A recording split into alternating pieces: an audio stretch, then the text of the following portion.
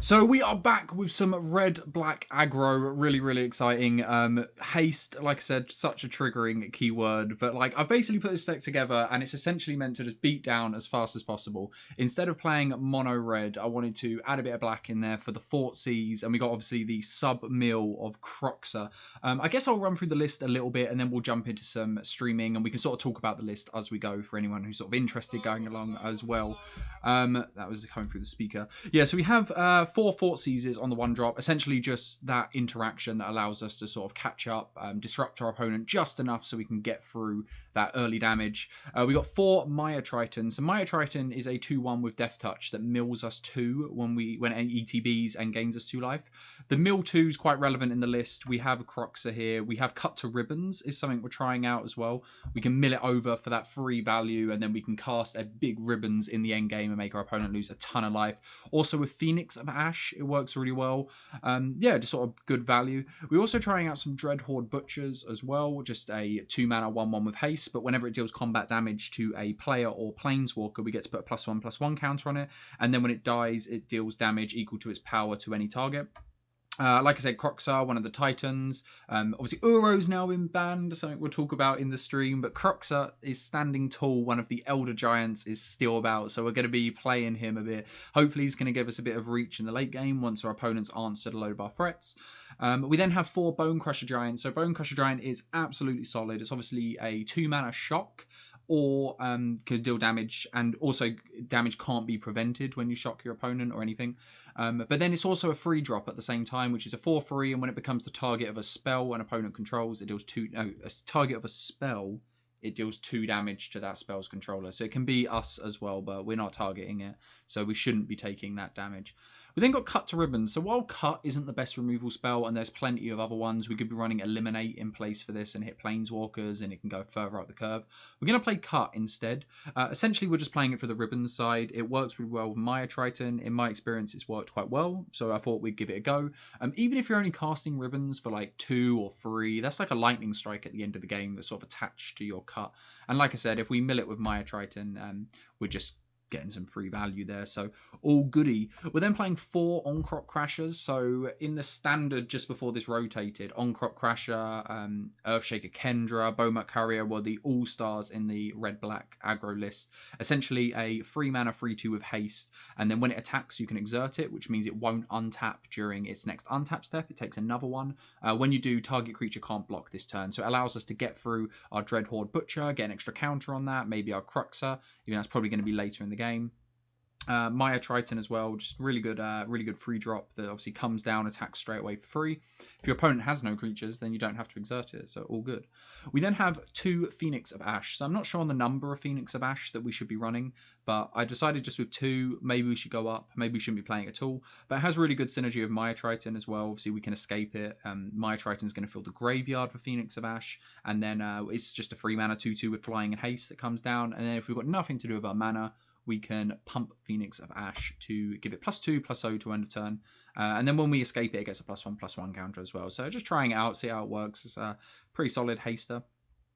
So the only really non-haste thing, well, we have a few non-hasters in the list, but Rekindling Phoenix is sitting up at some of the top of our curve, just below the top of our curve in the 4-drop slot. It's a 4-mana Phoenix, 4/3 with flying, and essentially when it dies, you get to create a little egg, and then at the beginning of your upkeep, you can sacrifice that egg and return Rekindling Phoenix to the battlefield with haste. So it does have some element of haste, but essentially a really resilient threat that's difficult for our opponent to answer. It's going to be an all-star if we play any control. If anyone's brave enough to be playing control, then Rekindling Phoenix is going to play straight through them sweepers. Obviously, Rekindling Phoenix not as great against Vraska's Contempt style effects. When they're exiling our creatures, it can be really difficult for it to get through. But then it also just demands that answer straight away, so pretty good resilient threat, though not the best creature in Magic. And then we're topping out the curve with 4 Glorybringers. This is the reason that I wanted to build this list in the first place. Glorybringer was an all-star in Standard when it was first around. I've seen it come up in Modern from time to time, though I'm not going to say it's a staple because it definitely isn't. It's really powerful 5-mana 4/4 dragon with flying and haste, and then when it attacks like On-Crop Crasher, you can exert it, and when you do, it deals 4 damage to target non-dragon creature. So when this was in Standard, you'd exert it. There were basically no other dragons. The only dragon you had to worry about was opposing Glorybringers, so you couldn't kill your opponent's Glorybringer. But I'm not sure, but I'm not sure off the top of my head how many other dragons there are in Historic at the moment, but I know that there are quite a few. So, well, there's a fair few, but I expect this to become relevant at some point, that we won't be able to answer a creature, but we'll see how that goes. We're then just playing, I can't remember how many lands we're playing. We're playing 22 lands with 4 extra lands, so we're playing 26 lands overall.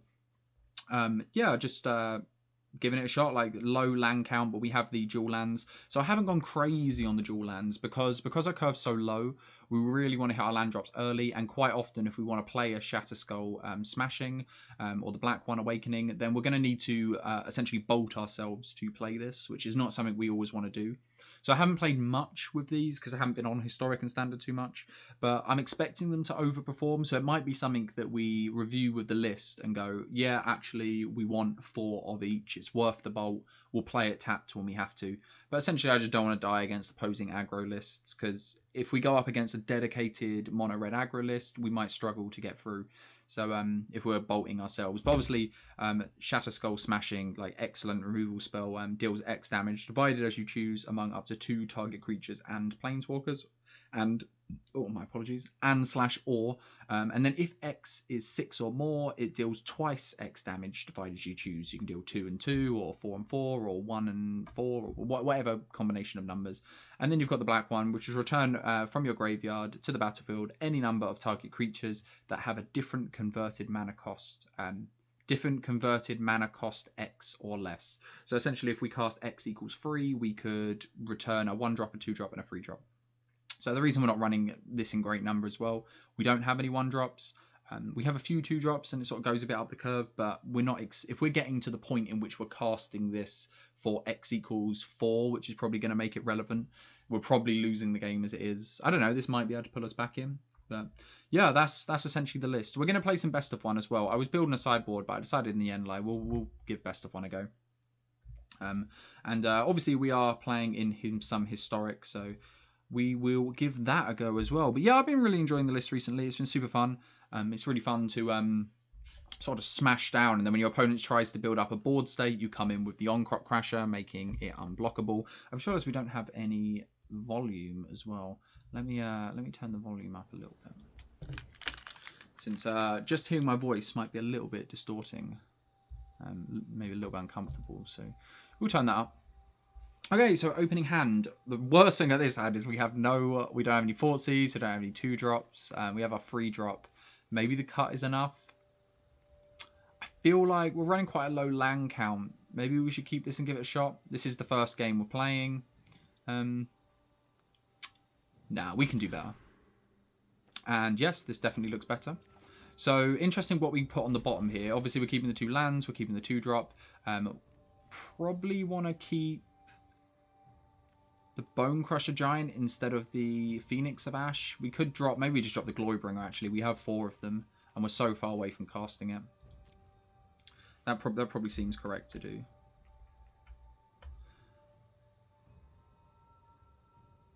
Our mana basis is slightly skewed towards red as well, just because red is the main colour we're playing. It's only the Thoughtseize on 1. So Dreadhorde Butcher might be quite good here. It's going to at least get 1 hit in.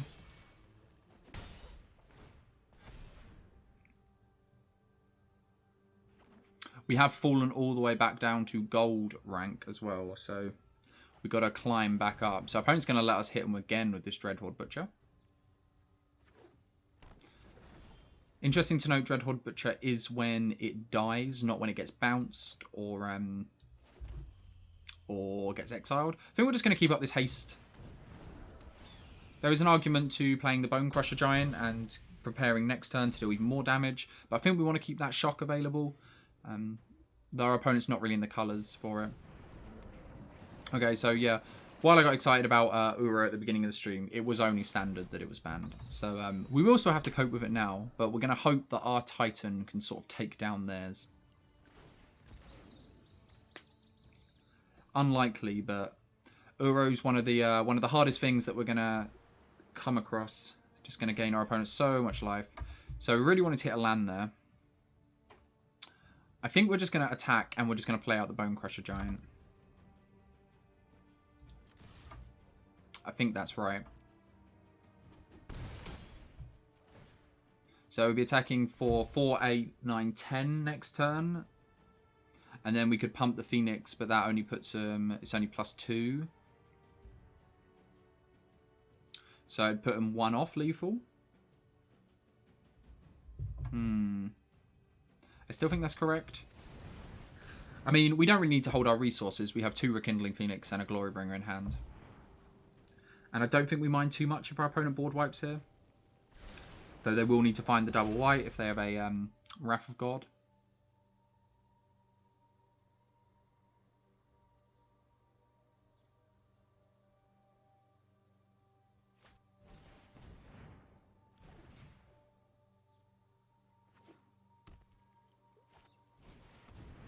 Opponent's just going to play another Uro here. So our opponent's going to gain all the life. They are approaching Ugin mana as well. So they could have Ugin next turn and land into Ugin. So if our opponent has an Ugin, they're going to exile our board. I think not adding the Rekindling Phoenix to the board's fine. If our opponent shy of an Ugin, I don't see how they're going to get out of this. So I think we just attack for 12.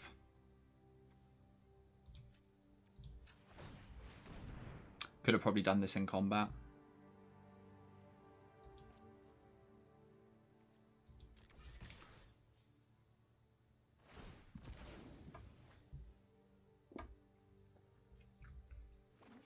Yeah, shy of an Ugin, I don't know how our opponent's going to get out of this.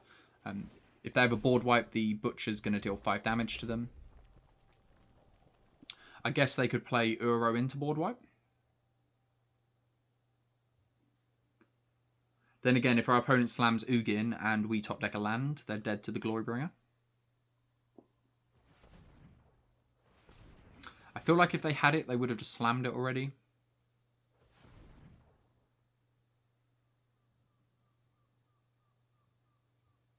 Are they trolling us?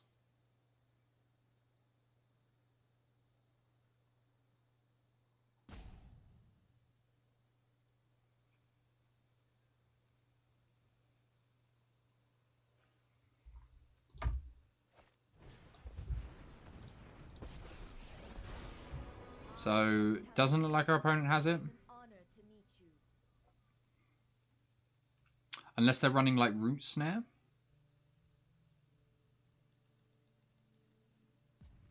Some sort of like fog effect. They haven't got anything. Okay, opponent's getting back a Fable Passage. Is the play to play Fable Passage and play Uro? I don't know if that's enough. So I go up to 7. They get to block 1 of our creatures. Yeah, I think that's still lethal.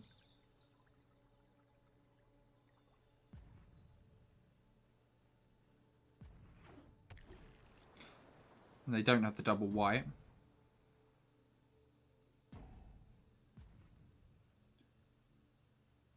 Opponent's probably just considering, is there anything else they can do?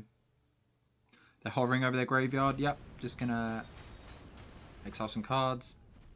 Hey John man, how you getting on? Just playing some red-black aggro with 4 Glorybringers, which is the main appeal.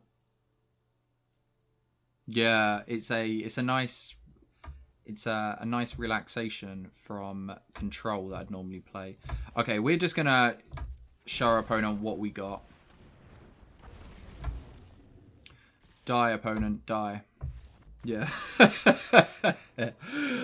Yeah, opponent took a while with their turn. We came here to do flashy things, so we shall do some flashy things and cast our 5-mana Glorybringer. Something we don't normally do. I'm going to keep track of how many wins we get. We'll see how we do with this deck in best of 1. Like I said, I think people are pretty brave to be playing control at the moment. I don't think many people are going to be playing control.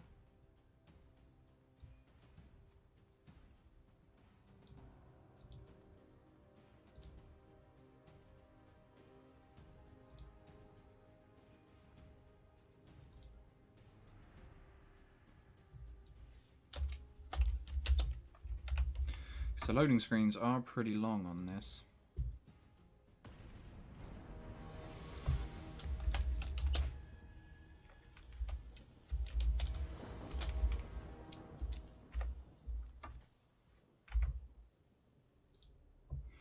Okay, what do we think of this hand? I think this hand looks a bit better than our last one. Unfortunately, we have triple black, though. I still think it's keep. The turn 1 Thoughtseize is good. We're going to miss our second play, but I think that's fine. Yeah, loading screens are a little bit long. This is what I was saying about the Awakening. We're going to typically have to pay the life for it. Okay. Okay, so our opponent has the Curious Obsession, 2 of them, so I don't see much point in taking that. Probably just take the Siren Storm Tamer. Yeah. Just take away our opponent's only creature.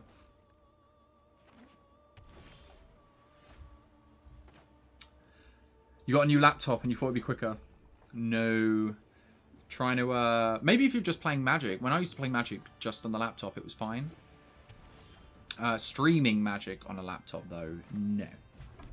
Don't think that's happening. Okay, which one do we want to be countered? Probably the On-Crop Crasher, since the Phoenix can block their threats if we need to.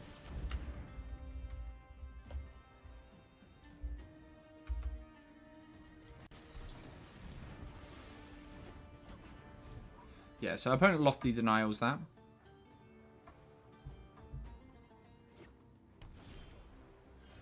Okay. So, Lofty Denial, unless their controller pays 1. So, we'll play our land out first. Nice. And then we're in a situation now where if our opponent doesn't answer this Phoenix, we are just going to keep smashing them with it. Our opponent did find something, though. We found a second Phoenix.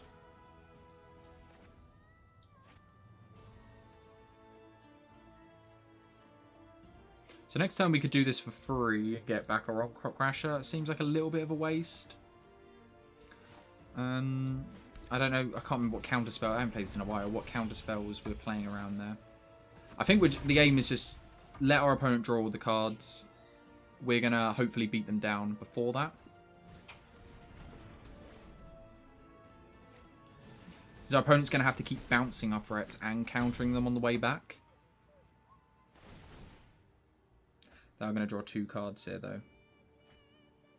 Oh, this is going to be close. We're going to need some interaction here. And that definitely counts as interaction. Think we'll just see what our opponent's got. Possibly dive down.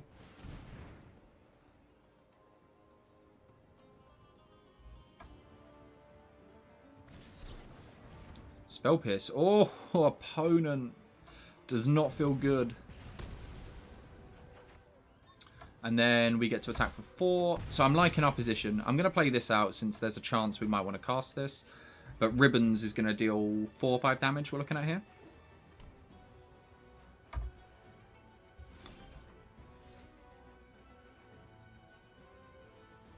So let's just attack. Probably just going to do some pumping shenanigans after block since our opponent can flash something in. It's likely they have a Brazen Borrower, but I think make him use it.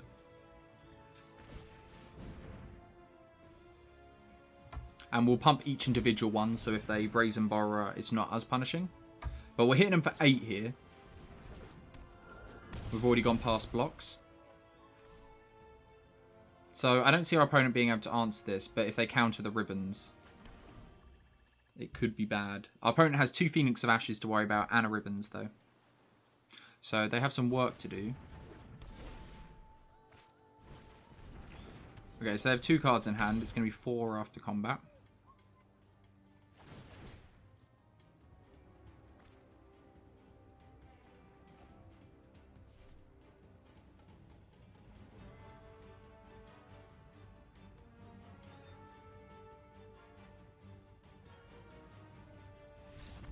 Yeah, opponent's just going to scoop it up there.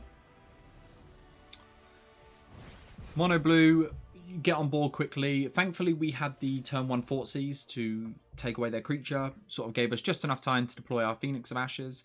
And Mono blue, not the best deck from working from behind. It really wants to be in front, stopping your key threats from resolving. But the Phoenixes, I think, were really good. Knowing what we were against as well, we could have kept the Bone Crusher Giant. I think that would have been a fine keep as well.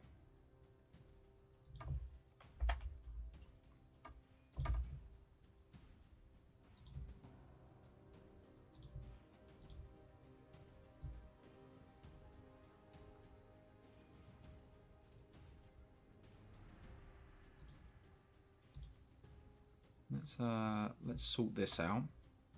Is this going to be massive? Nope, that's fine.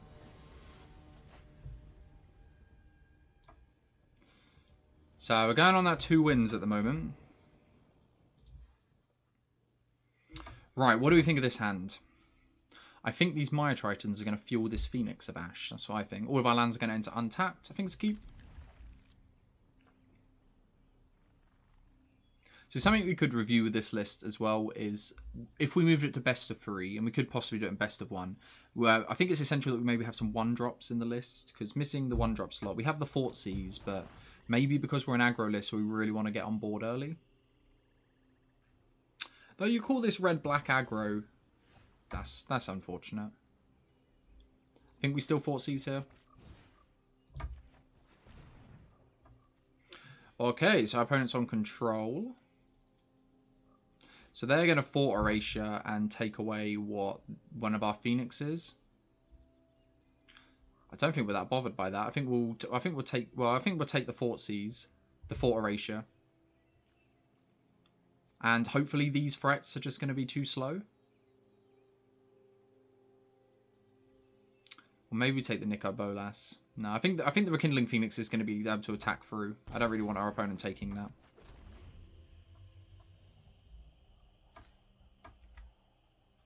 Let me just move this.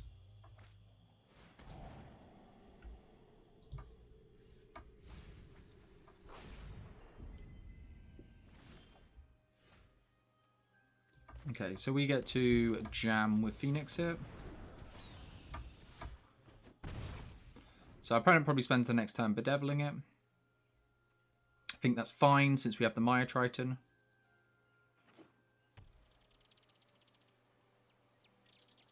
They're just going to main phase this.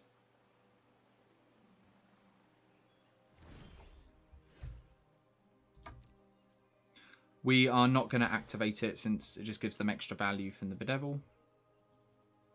Though they're probably going to bedevil now, actually. No, they're going to let us get in this damage. So I think I'm happy to...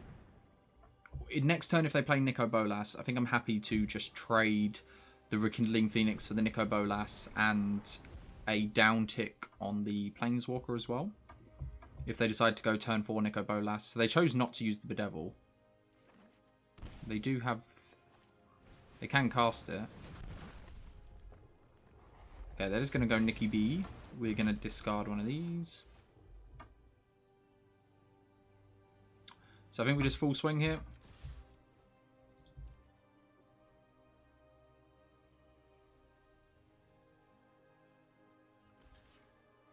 So yeah, I think we're happy to trade this for the Bedevil. Or the down tick on the Nico Bolas Planeswalker. Because we're just going to follow up with another Rekindling Phoenix here. So our opponent has double trouble.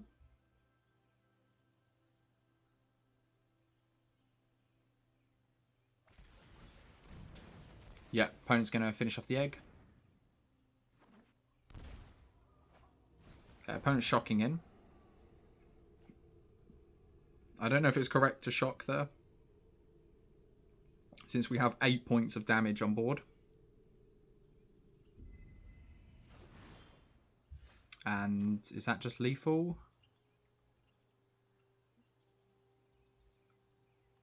It's 1 short. We put into 1. I mean, board wipe doesn't save them as well, does it? I think it's fine.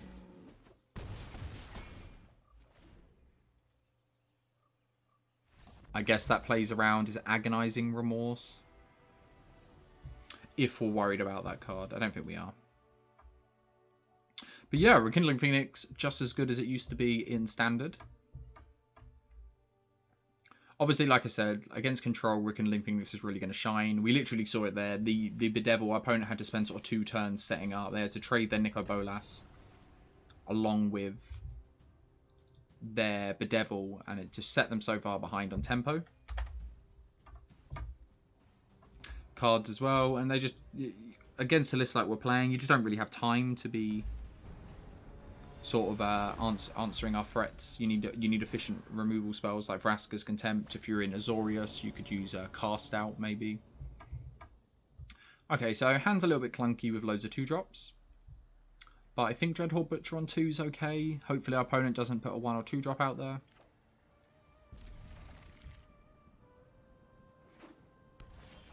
Maybe it's correct to mulligan this. I do like having the Phoenix. I feel like we want more Phoenixes.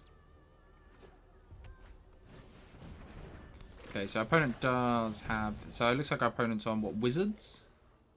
Is it Wizards? So opponent could play a 3-drop Hasty threat next turn. So in that case, I don't really want to trade Dreadhorde Butcher for that. I think we'll just play the Maya Triton, gain that life back. Fill up the graveyard for the Phoenix of Ash.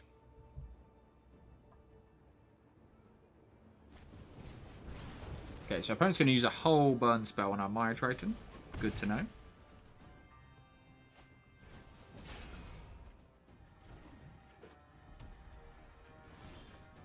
So our opponent's leaving up Shock here. I think this is still... If we play Phoenix of Ash, they just shock it anyway. I think we're going to play the Dreadhorde Butcher. If they want to use the Shock, we get to kill the Pyromancer as well. If they don't want to use the Shock, which I think they obviously do use the Shock, then we get to put a counter on it. So we just get to kill their Pyromancer here. See, they have some Wizard synergies. It puts us a little bit behind on tempo, but is it? I don't think it's going to have a solid answer to Rekindling Phoenix. Probably going to 2-for-1 them. Ah, Experimental Frenzy. Opponents on the real burn.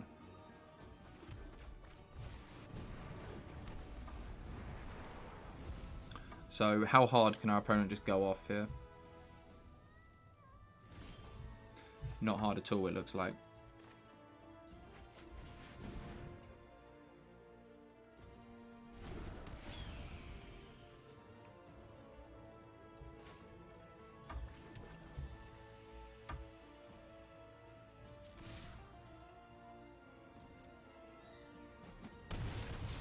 I guess since we can't...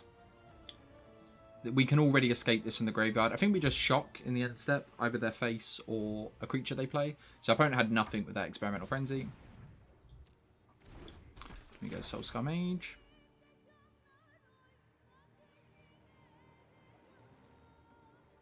I think they could have Lava Coil actually, but seems weird running Lava Coil in best of 1 with Experimental Frenzy. But they are running Pillar of Flame. Interesting choice here. Do we Bone Crusher Giant our own Phoenix here? Since we don't have much going on if that dies. I think we do.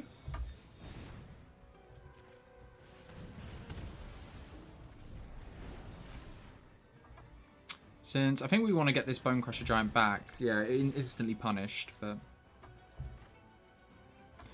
So I guess we can Maya Triton first. Maybe we hit a Croxer that we can't play. Okay, so we have to exile 3 cards.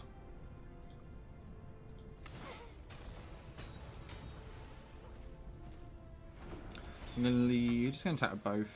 To put our opponent under as much pressure as possible. We are representing lethal next turn. Not anymore.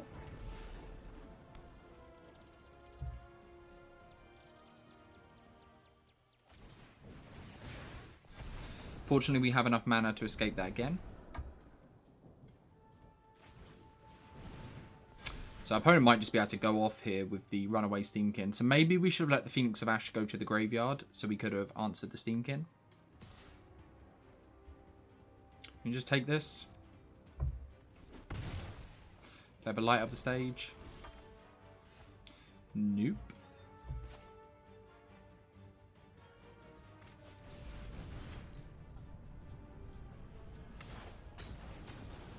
I guess it was correct to kill the Phoenix in this situation,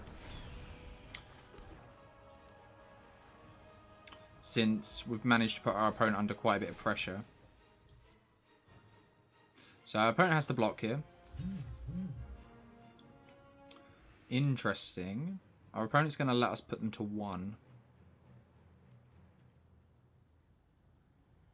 Do we prefer that over casting Bone Crusher Giant? I think so, since the Bone Crusher Giant can't get through on the ground anyway. I guess we put them to 2.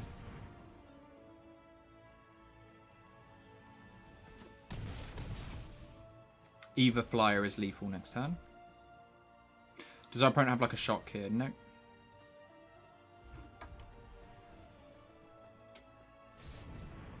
So opponent can pretty much just go off here with the amount of mana. With triple Runaway Steamkin. Let's see if they can do it.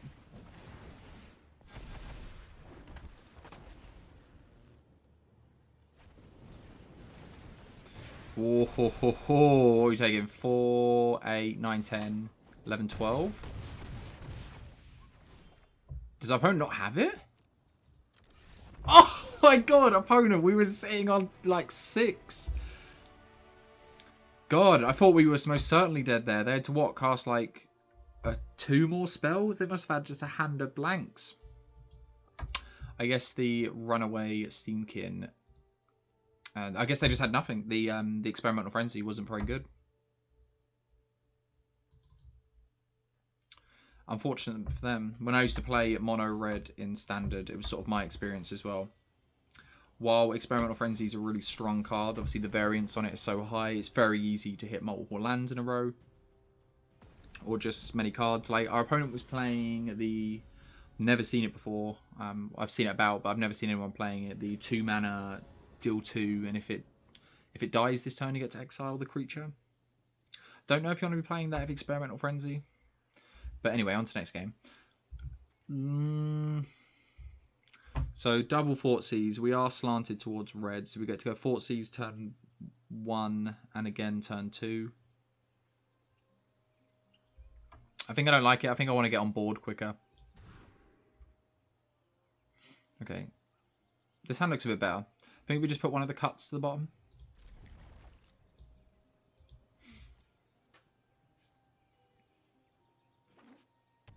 Okay, irrigated farmlands. Are we against control? I think we're happy to pay the life against control. Knowing this, though, we should have probably kept the Thoughtseizers. Yeah. So opponent's playing the 8 mana board wipe. I think Thoughtseize is better than Croxer. Okay, so we're against Esper. Looks like our opponent has no black, so they didn't cast Thoughtseize last turn. Mad. So our opponent's missing on double black. They do have double white though, but our Rekindling Phoenix doesn't care about Wrath of God. Chemist's Insight doesn't feel good taking. So if our opponent top decks black, the Fort Horatia's live. I think we just... Yeah. Maybe just take Vraska's Contempt.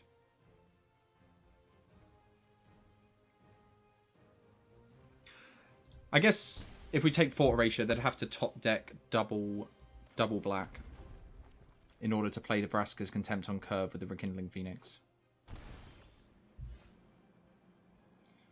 So we can double spell here if we like, and I think we will.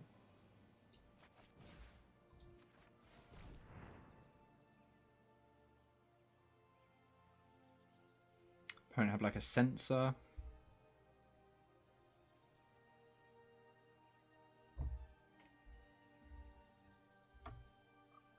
No, opponent has Absorb, which I think is just going to be the choice. We don't really want them gaining life. They're still missing their black sources. We're going to deal ourselves a lot of damage. So really happy we put that cut to the bottom.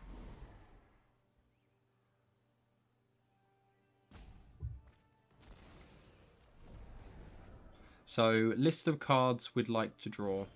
pretty much any of our hasters. Rekindling Phoenix is going to be good here. Hopefully our opponent didn't top deck a counterspell. So our opponent's struggling to hit land drops. And looks like they're going to continue to struggle. While we are just going to smash in. So land is lethal. Yeah. Opponent got, like, with opponent's hand, they shouldn't have got... They should have hit more land drops than they hit, but at the same time, you're playing a 3-color deck. Sometimes it's just the luck of the draw. I mean, our opponent had Wrath of God, Absorb, Vraska's Contempt, Devious Cover-Up, all double-costed pips. All different as well. Oh. Oh, not a bad one. Should we have a brief look at what packs we can open? Oh, definitely a build-around coming up.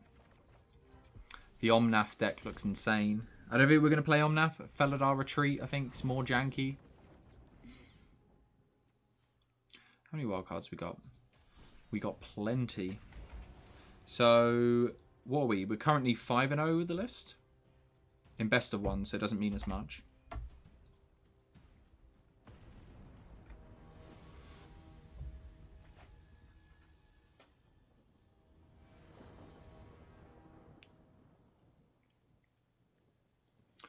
Okay. I think this looks like a reasonable hand. A Fort Siege would make this hand so much better. But like I said earlier, we can't really get too upset with this. We're not playing any one-drop really aggressive cards. We're playing more disruption.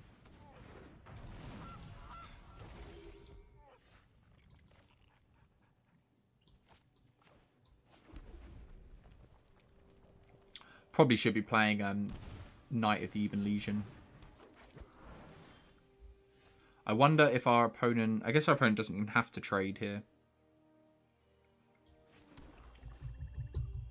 I guess our opponent can just bounce off with the Gilded Goose, so we may as well just stomp this. We can stop a turn 3 Nissa.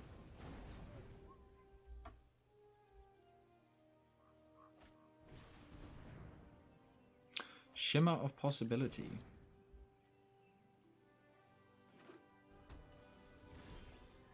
If our opponent's playing Uro, surely they want strategic planning instead. I guess if our opponent wants to block, we're happy with that.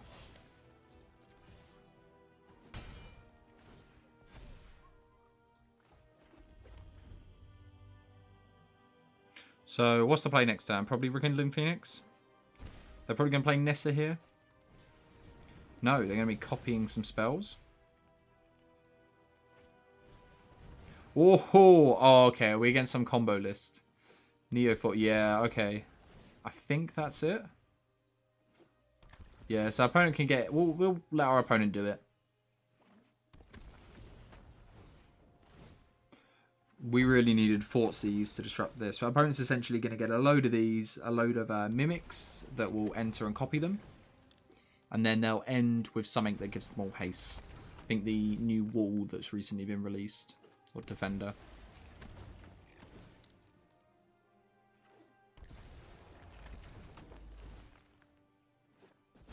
There we go. Just the Combat Celebrant, just for good measure.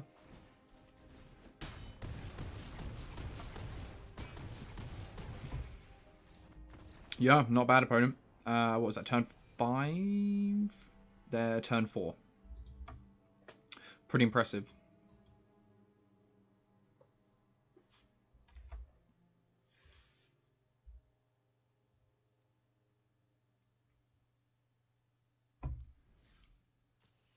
Sort of one of the things I've been enjoying with Historic. Feels like a lot of decks are playable. And like you saw earlier, we are playing the ladder as well. You're going to see more competitive decks on the ladder than you are in just the unranked games. But it's fun to come across combo lists every now and again. It's sort of a refresh from Uro. And I guess a refresh from what we're doing. Again, quite a clunky hand. I think that's just the problem with this deck. Bone Crusher Giant, obviously really good 4-drop. We get to go 2-drop into 3-drop. Let's try it. This hand might be a smidge slow, but we have some interaction. Okay. Maybe Soul Tie this time? We are probably just going to shock this goose.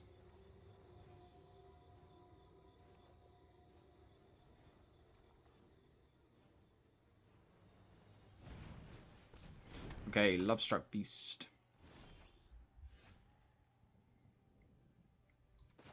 Yeah, I think we still want to shock this.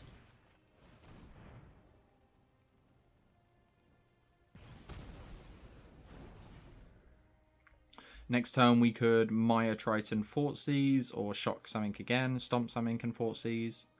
You just play out the Bone Crusher Giant.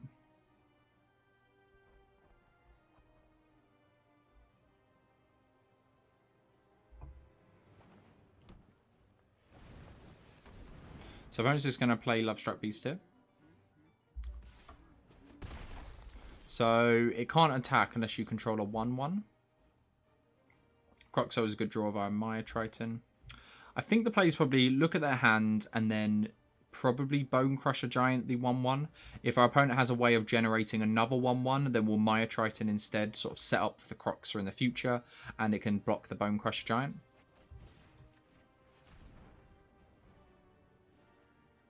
So it is specifically a 1/1, yeah, so these do not count. So I think the play is take Vraska.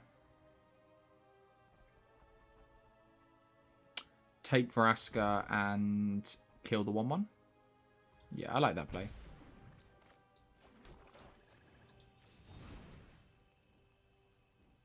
Yeah. I think I like that. Next turn we could, if we want to shock ourselves, we could Croxer Maya Triton. We'd get our opponent's last card out of hand. Oh, that is rough. Obviously top deck in the way to generate the extra 1/1. Okay, and Croxer is going to be for no value now. That is unfortunate.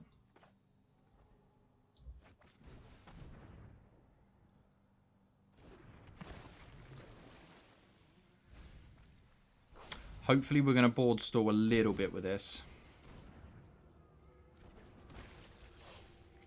We shall not attack.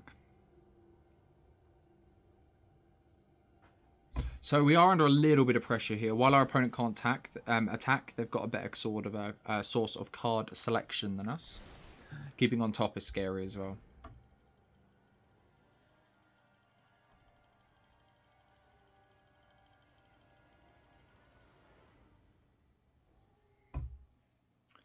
So our opponent have...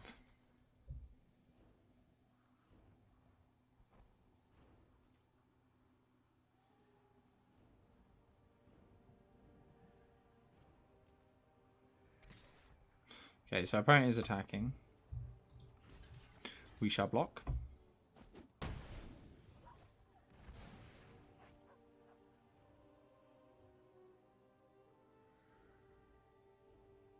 Think we're happy with that trade.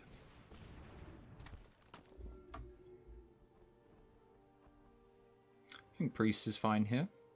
Our opponent doesn't really have the sack fodder to keep it going. Hopefully we top deck a land and can just attack with Glorybringer. Try and kill that Priest, and then our opponent's just going to sack it to the Woe Strider. Exile 4 other cards though. So this deals 2 damage. Probably just want to shock ourselves.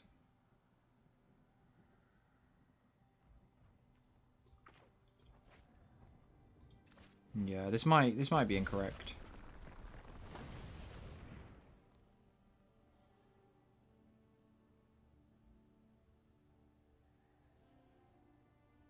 So we're going to smack our opponent for 4 and kill this Priest. Our opponent will sack and scry with a Woe Strider. If our opponent decides to attack on the next turn, we shall block the Woe Strider, chump block it, and ping the 1/1. And then the Lovestruck Beast isn't really a threat that our opponent has. Our opponent chose not to sacrifice it in response. Unsure as to why they'd decide to do that. Maybe they clicked through priority a bit fast. Okay, so opponent does have a Love Struck Beast.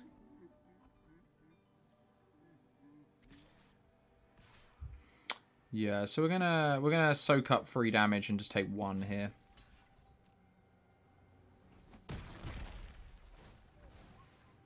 And just ping this 1/1. We're not going to kill the Woe Strider since our opponent can recast it next turn. Okay, so our opponent is going to sack this. They can recast it next turn, and the Love Struck Beast can still attack.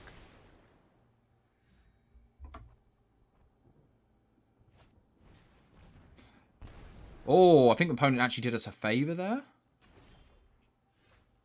Yeah, I think our opponent actually helped us. Yeah, I mean, I'm not complaining.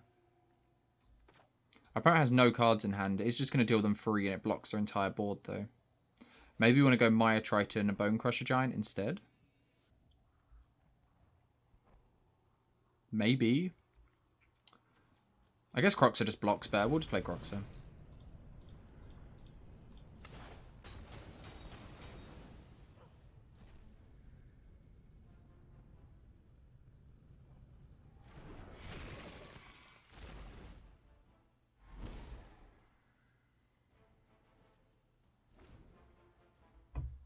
Okay, I can't remember if our opponent scryed top or bottom. They scryed bottom, I think. Okay, doesn't matter. We came through another win. Not bad, not bad. Pretty happy with how the list is performing so far. I've played a few games off stream, but not that many, as you can tell from my rank. We are currently 6-1.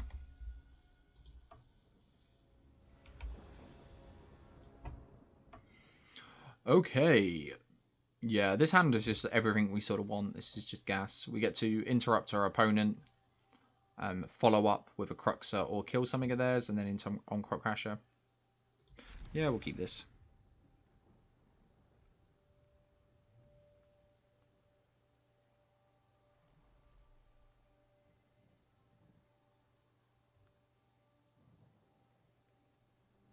Just a reminder for anyone who's watching, maybe you're watching on YouTube or Twitch right now, if you do enjoy the content, a like or subscribe or both would be really appreciated.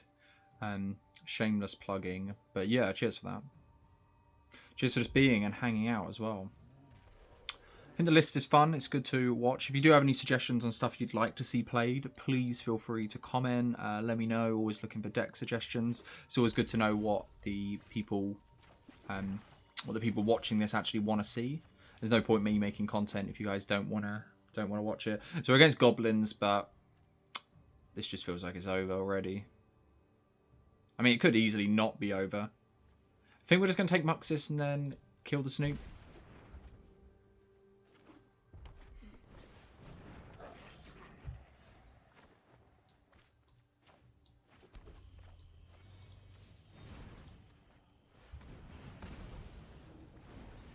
So our opponent gets to play a Matreon here. I wonder what they go to get.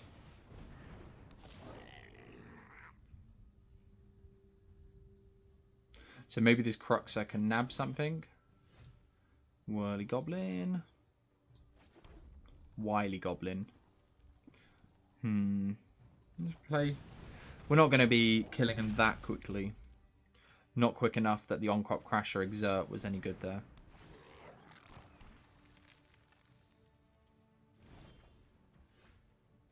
So if our opponent has a Muxus in hand, they can play it next turn. With a land.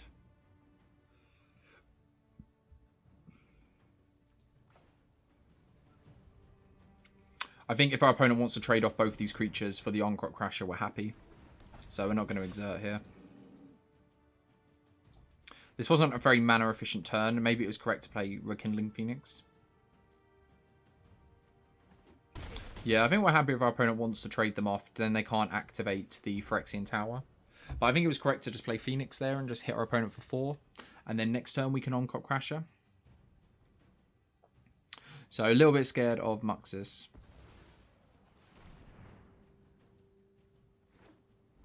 Oh, okay. So our opponent has to have naturally top decked one.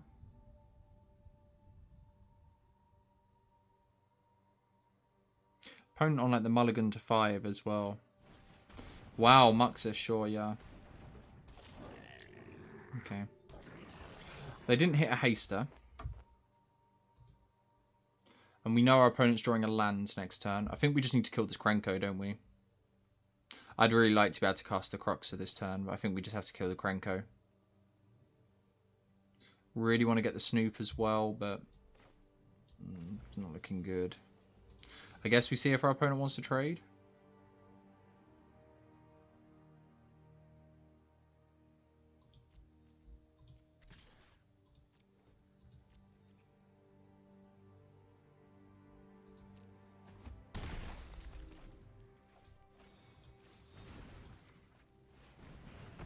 Kind of can't let this Krenko untap.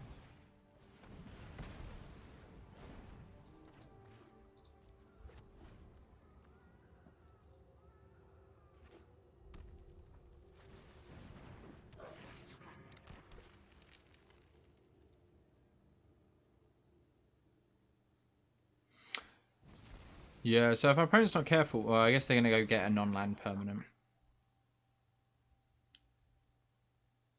I was going to say, we could be looking at lethal here. Just getting the second Muxus, or the third Muxus even. So if we were playing best of 3, we'd have our Graph Digger's Cage.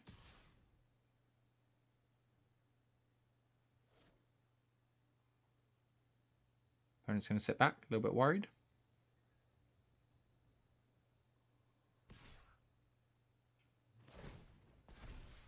Just take 7.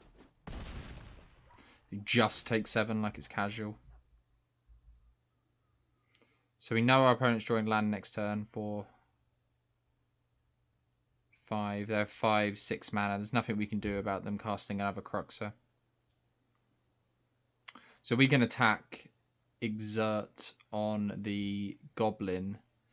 Our opponent takes 4 in the air from the Glorybringer. 4, and they can, I guess, let this through. This doesn't really feel good enough.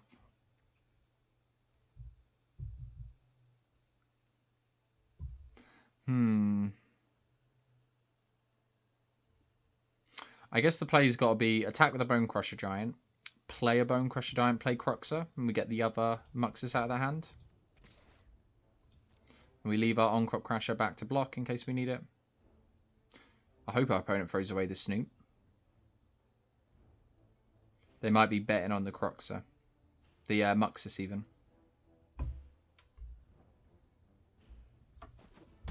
No, opponent's just going to take it. We shall play out the Bone Crush Giant.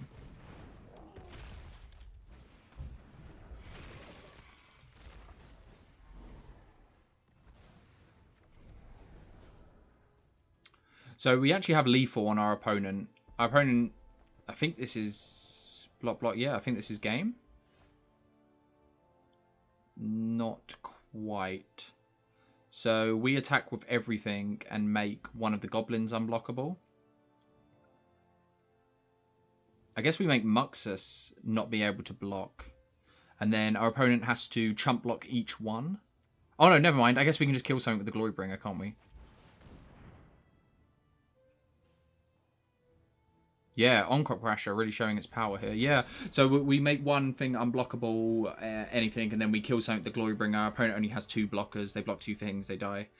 4 damage in the air, and then pick your choice. Any of the threats on the ground is lethal. I think that's 7-1. Pretty happy. Oh, Ruin Crab. Ruin Crab, not something that I've had a chance playing in Limited yet. Definitely something I want to try. I've heard really mixed reviews on it from friends and other streamers. I really want to try it for myself and see how it goes. Obviously, while Mill is a viable strategy in Limited, it's something you really want to build your deck around. You want quite a few payoffs for it. It's another one of them hands. A little bit slow. I think it's fine. I think I do want more Phoenixes. In the first like 3 games, we saw. I think I was playing this out as well. So our opponent on like rogues or combo. I guess either way, we're not really going to be resolving this. But yeah, I think we want more Phoenixes. Maybe we should go up to 3. Yeah, maybe combo here. I'm going to just cut our opponent off of mana. Also, is there 2 drops so they can go and get, if they Neo form with it. And then I guess next turn we're just playing tap land Maya Triton into a Kindling Phoenix. And hope that's good enough. Yeah, I think this is just the combo list again.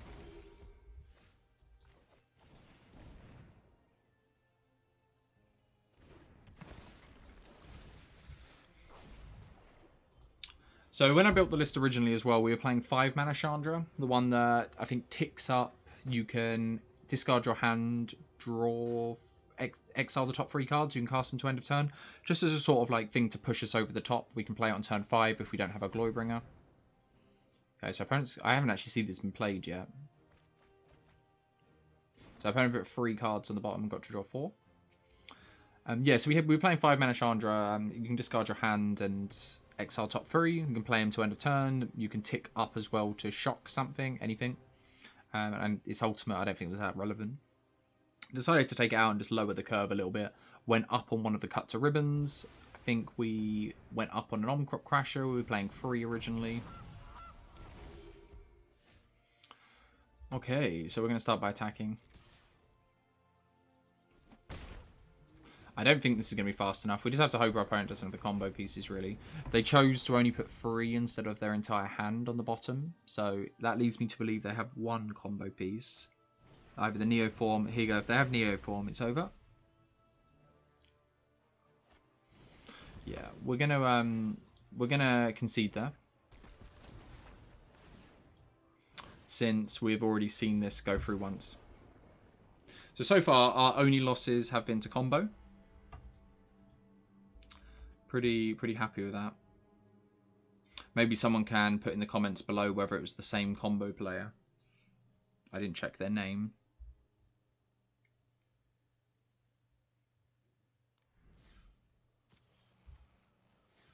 Let's go into another one.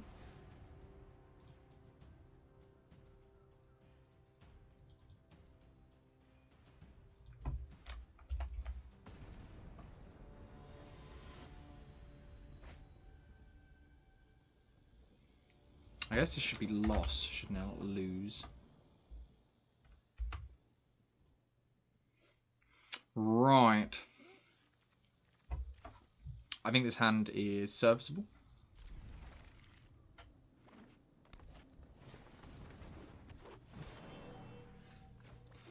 What have you got going on? So opponent gets to turn 3 one of these. I think we just take away their actually relevant play.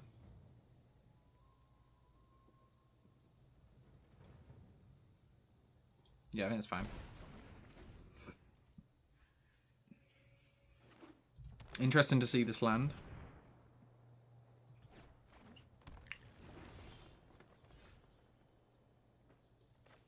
The argument to take the Llanowar Visionary instead would have been that if our opponent goes turn 4 Khan, tick down, which is quite likely to be the play they're going to get to grab something, we can play on-crop crasher, attack, exert, so our opponent can't block and kill it.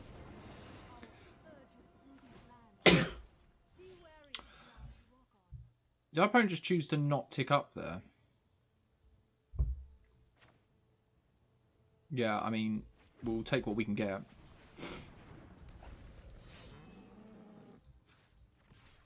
No, I think they did tick up, didn't they? Maybe not. That all happened so fast. I was in the middle of sneezing.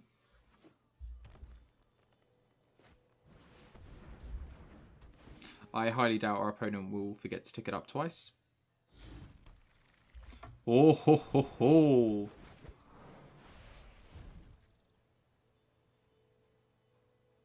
this game is probably over already.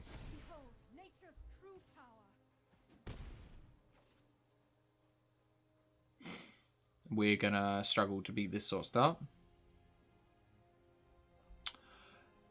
Our opponent has got relatively lucky. They've top decked Golos, Nissa. I don't really think we've got anything left. Yeah, I'm not really interested in playing through this. It's going to be a few turns for our opponent kills us. Like, the correct play would have been to play Rekindling Phoenix, I think, there.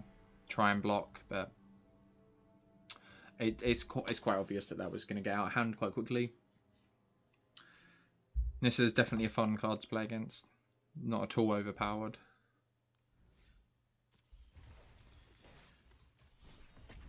I think it's fun though. I think the way we're taking down Nissa is getting underneath that the best we can. Trying to use Fort Seize to disrupt their curve, though we did have a Fort Seize. And maybe things like Bone Crusher Giant or Cut, if we'd have had them, we could have slowed them down on the mana accelerants. So, different ways we could have played that. I think this has to be a mulligan.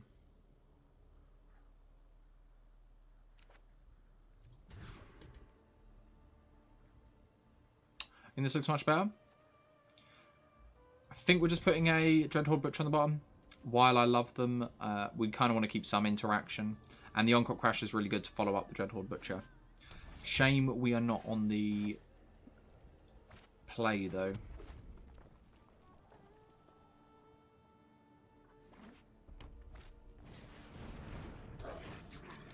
That is a shame.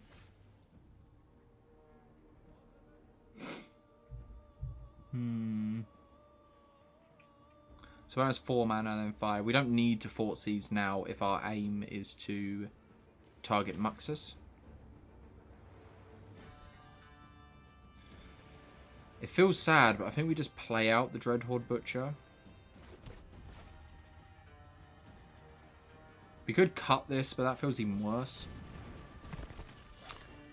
My logic is Onkrok Crasher can make something unable to block next turn. Maybe they don't play another blocker in a mono creature list. Yeah.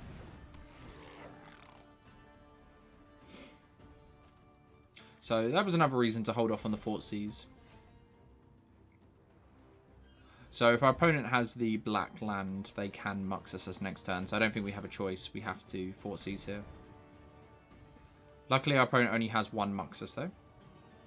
And we got paid off for waiting.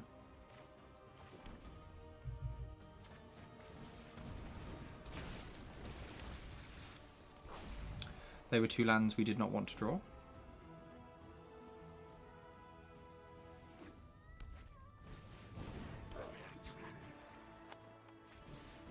And just get some free value here. Rekindling Phoenix is nice. Straight over the top. So we know our opponent's drawing Tower next turn. I think we just have to sit back.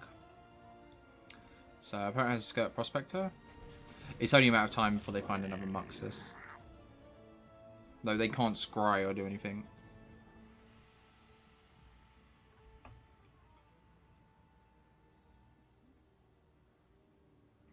So the aim here is probably just try and kill them with Rekindling Phoenix before they find a Muxus. Or something that pumps their entire board. Second Rekindling Phoenix isn't bad.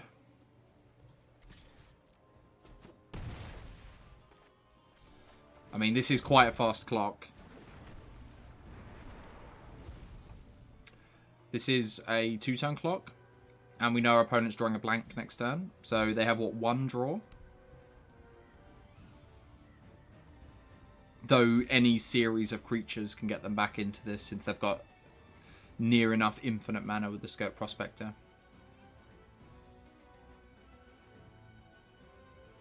I mean, don't get me wrong, like Castle's going to be pretty good next turn. They get to pump the whole board.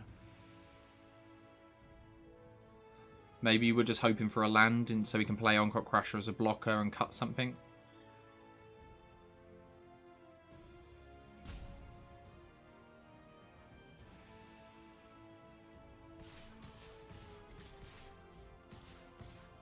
Okay, I think we take this opportunity. We definitely block here. I think we block like here.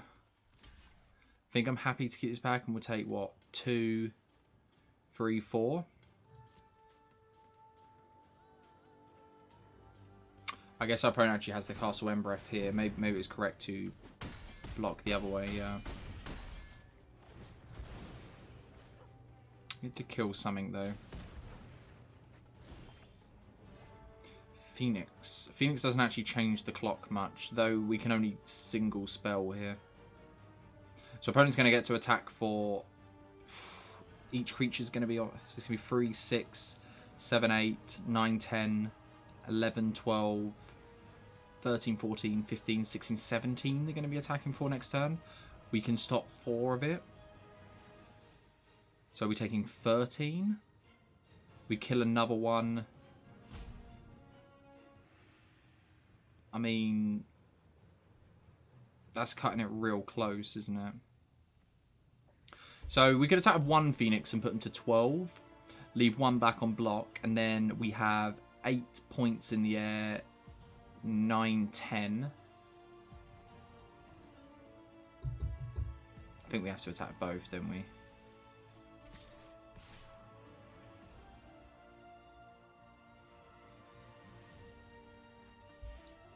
Feels bad.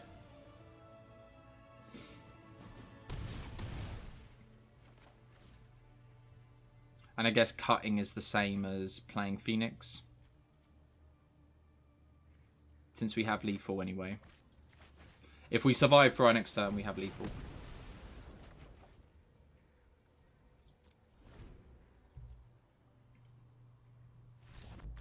Yeah, opponent hit a land off the top. Yeah, we just had to phase 1 there. I guess there's like 101 ways you could have played that. Like, maybe it's correctly... Obviously, it was correct to do what we did because we ended up winning. But maybe it was correct to attack with 1 Phoenix and put them to 12. And then if we top deck land... And then we play the free drop out instead. And then, I don't know... If we top deck land, we can escape it and do something else. I don't know, I'm just chatting shit at this point. Trying to come up with alternative ways of winning, though it doesn't matter because we won anyway.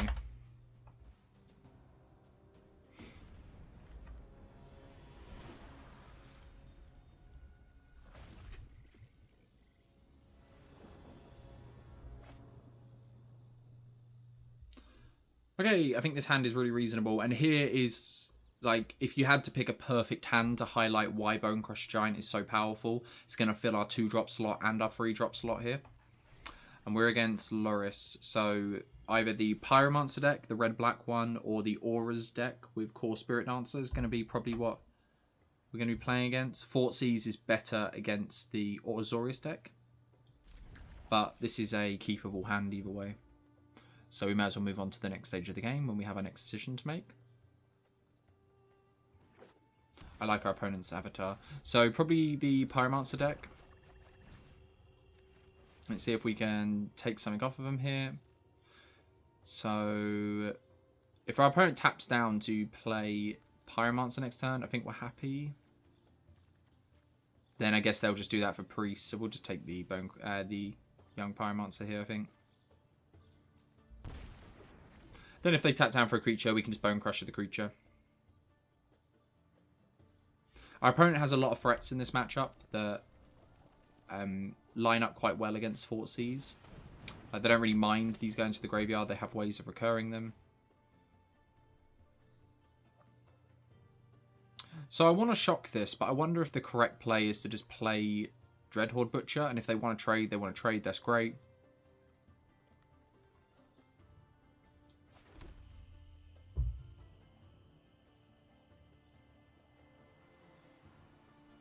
Yeah, I think we could just shock it instant speed, couldn't we?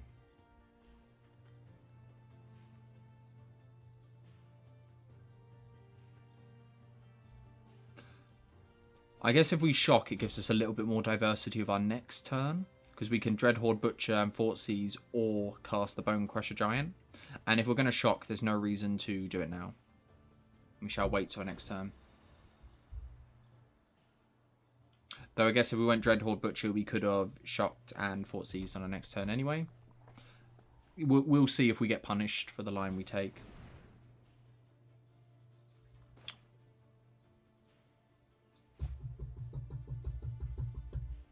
I guess this was an argument to play the Dreadhorde Butcher last turn. Though I think we do want to just kill this young Pyromancer.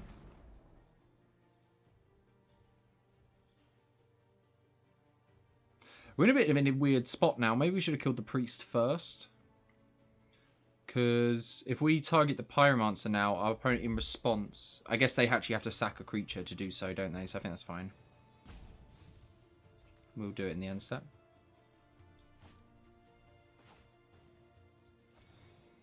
So they can Village Rites.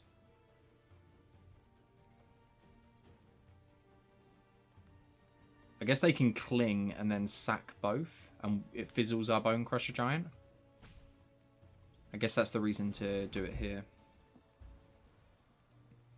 Wow, tough plays on turn 2. So had we have known our opponent was going to cast the Pyromancer there, it probably would have been better to cast the Butcher last turn.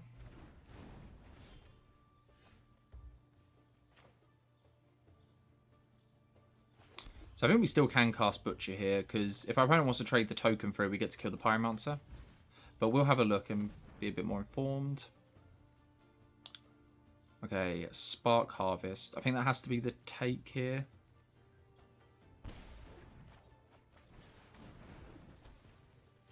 And if our opponent is incentivized to trade here, since this is going to grow out of hand.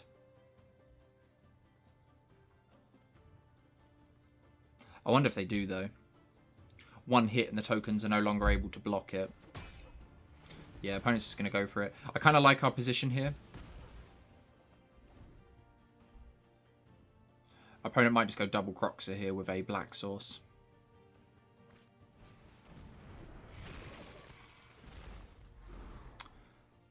Guess we're discarding Glorybringer.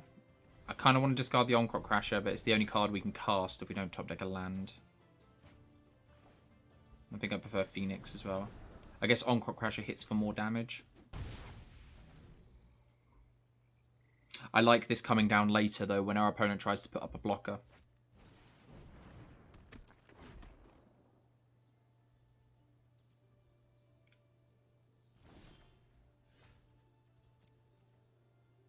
So our opponent has Cling here.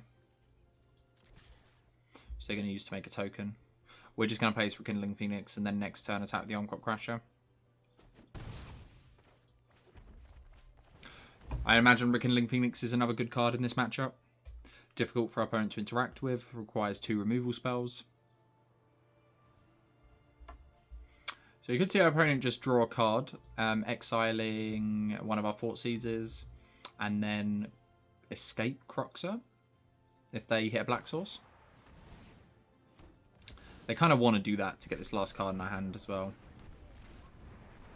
I guess we're not in a great situation if that's our opponent's play.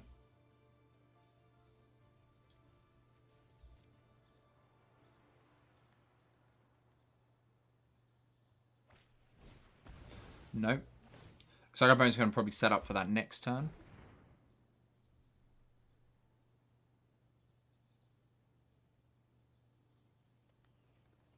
They still didn't hit black source.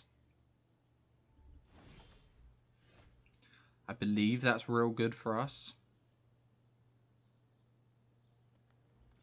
So I think we're going to play Onkrok Crasher here and just attack as normal in the hope that we top deck land next turn so we can play Dreadhorde Butcher and pump the Phoenix. Maybe we do Exert actually.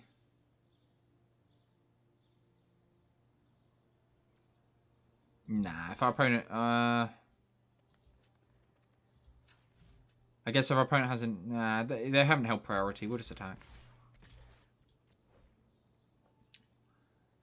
We get punished if our opponent like shocks the Phoenix of Ash and then double blocks the Onkrok Crasher with 2 tokens.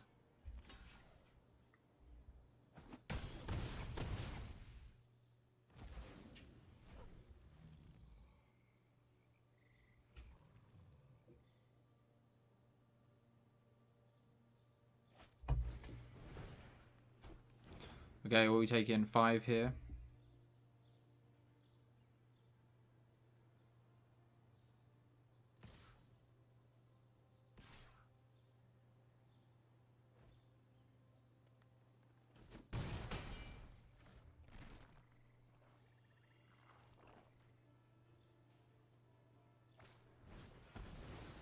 Okay, that makes more sense. I was wondering why our opponent didn't take the Rekindling Phoenix. So, yeah, well, our opponent's going to concede. I don't think they were out that by any stretch. Obviously, the plays there are really simple. We just play both of our cards. I think we do attack the Dreadhorde Butcher as well. We're happy to, if they want to trade that off, we get to kill the Pyromancer.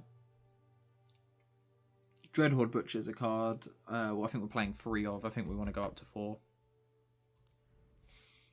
Another really good card and just a lot of matchups. Another Mythic. Oh ho ho ho. Let's do a few more and then we'll probably call it a stream there. We'll do one more after this. Hopefully we can round it up with a nice 10 and 3.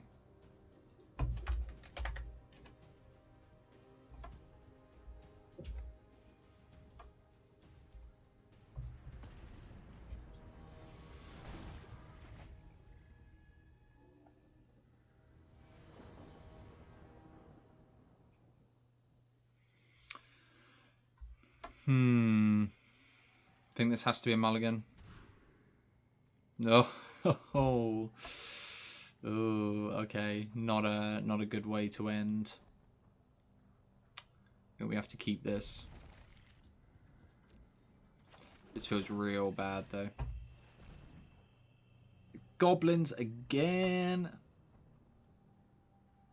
Yeah, I mean we'll just take this. I have high hopes of this match. Maybe we should have taken the Matreon, actually. That's not bad, though. Maybe we should take the Matreon since we could have cut the Skirt Prospector.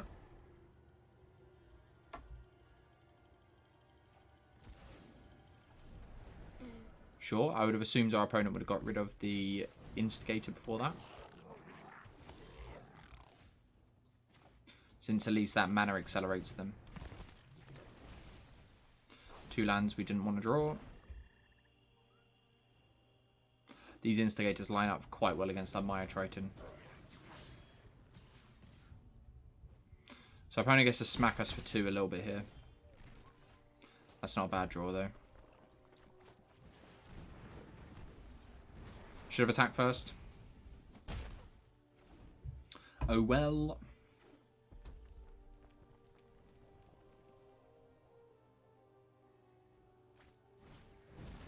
Okay, so opponent just has natural Muxus again. Yes, opponent!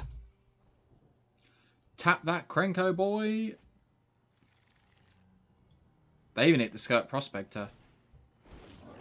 So opponent gets to what? Sack the Instigator, sack 2 Goblins, play Chieftain, pump the whole team as well.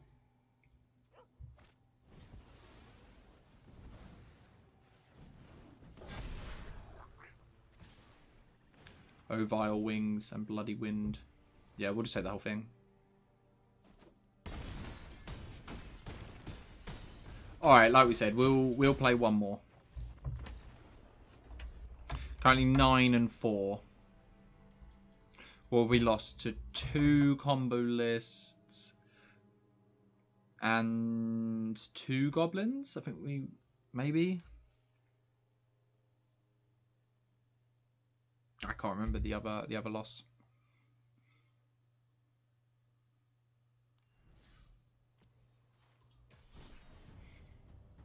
Let's go for the final one.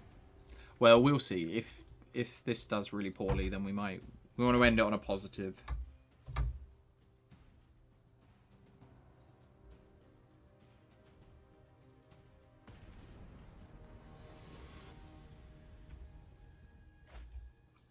Right, potentially the last game. Let's see how we get on. I think this is a reasonable hand. We have some interaction. Again, not on the play, unfortunately. I think every time we've cast Glorybringer, it's been a bomb. Who would have thought? Still exceptional.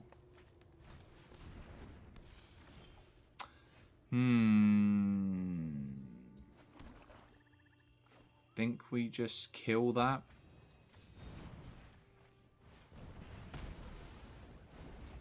We could have cut it, but then if we draw land, we probably want to... Well, we may want to cast Bone Crusher Giant. It's more likely we want to Dreadhorde Butcher 4 Seas.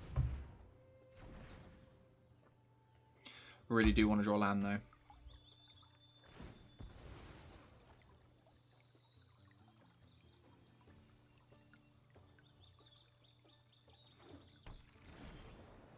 Nope. I think we're not going to prioritise the Fort Seas. I think we're going to...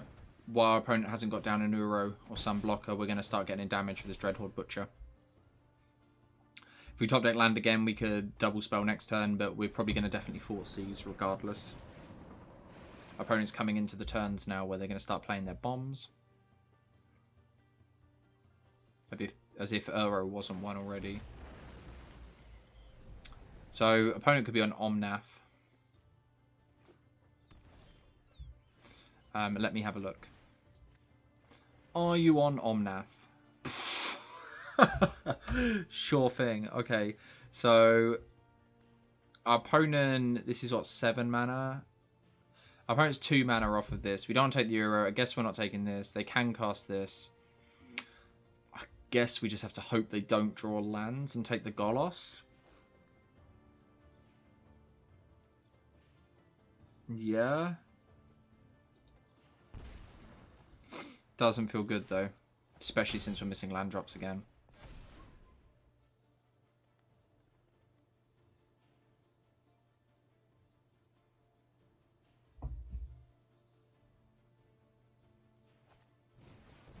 So opponent plays the Felidar Retreat. Opponent did hit land. Again, no lands.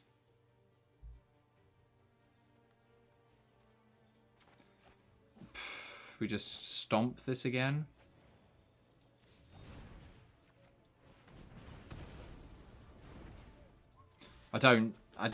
Obviously I don't see much of a way of us coming back from this, not drawing our 3rd land. Just one more land I think would have changed this quite dramatically. We could have played the Bone Crusher Giant, would have been able to play Dreadhorde Butcher a turn earlier. So as our opponent go Fable Passage, yeah, I'm not gonna play through this. Our opponent gets to go Fable Passage into Lotus Cobra, into play Triome. Yeah, make mana with the things, make a load of 2/2s. They have infinite blockers.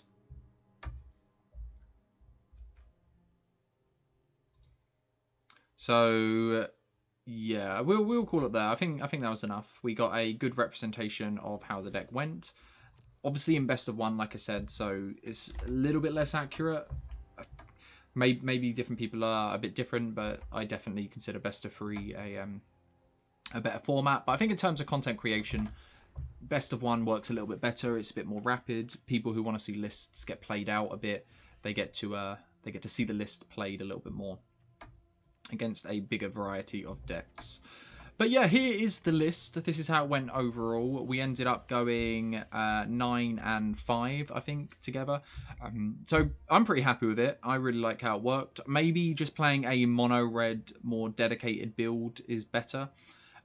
Phoenix of Ash was something that I was really impressed with in a lot of the matches. It's not a card I've played with a lot. Something that I definitely think you want to go up to 3, maybe even the 4th copy. There is an argument to just cutting the black altogether, just cut the cut to ribbons, Fort Seas. You could still play the split lands, I guess, and if you're playing best of 3, play Fort Seas in the board. You get to take out the Maya Triton and the Croxer, so you don't have the support of the Phoenix of Ash or the reach of the Croxer, but you get to add in Earthshaker Kendra, more stuff with haste that makes your opponent unblockable. Maybe you go as far as the 1 mana 1/1 haste pirate that can ping Fanatical Firebrand, that's it. As well. Essentially, I think you just want to fill this with a load of hasty creatures and attack in. I guess the point you ask yourself then is when are you just mono red? You're just playing Experimental Frenzy with Steamkin. I guess this list aims to be a bit more mid-rangey, especially with, like I said, I was playing Chandra's. Something that works really well. It's really good at mid-range. You get to sort of get some card advantage. Anger of the Gods, something that I was putting in, wasn't sure I was going to play it, sort of playing around. Not the best in this list, since it hits like all of our creatures, kills our Phoenix of Ash permanently, our Kindling Phoenix, so not something we probably want to run, but anyway, something I was just mulling around with. But like I said, that was the list. Oh yeah, overall as well, I thought the lands, we didn't really get to see them because we're only running 2 of. I just feel I didn't want this a lot of the time.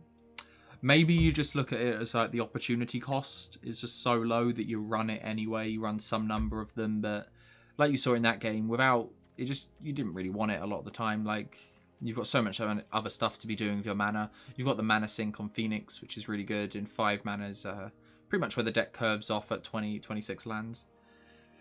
But yeah, the other one, the one time we drew it, we used it as a land. Perfectly serviceable. Had we not have needed to curve into Glorybringer, it would have been a really good removal spell. Actually, I think it would have killed. It only killed 1 creature, but of 1 more mana, it got 2 creatures. So I could see playing 4 of these maybe. But overall, I really enjoyed the list. I thought it did really well. Could cut the black, could not. It's more fun this way. I think Croxer gives you that extra reach. But yeah, that was the stream. I hope you guys really enjoyed it. I hope you guys, whether you're watching it now or you're watching it at later on YouTube, I hope you enjoyed the deck, and maybe you can get some inspiration with it. If you've got any like additions or changes you think that could be made, maybe numbers up or numbers down, throw them in the comments and let me know. Like I said earlier on as well, if you've got any new ideas, if you've got any ideas for deck ideas, maybe stuff you want to see on the channel, like I've been drafting quite a lot recently, is that something people want to see? But yeah, I hope you guys have a good nice evening wherever you are. Thank you for taking part, and if you can be asked, like and subscribe. Have a good one, guys.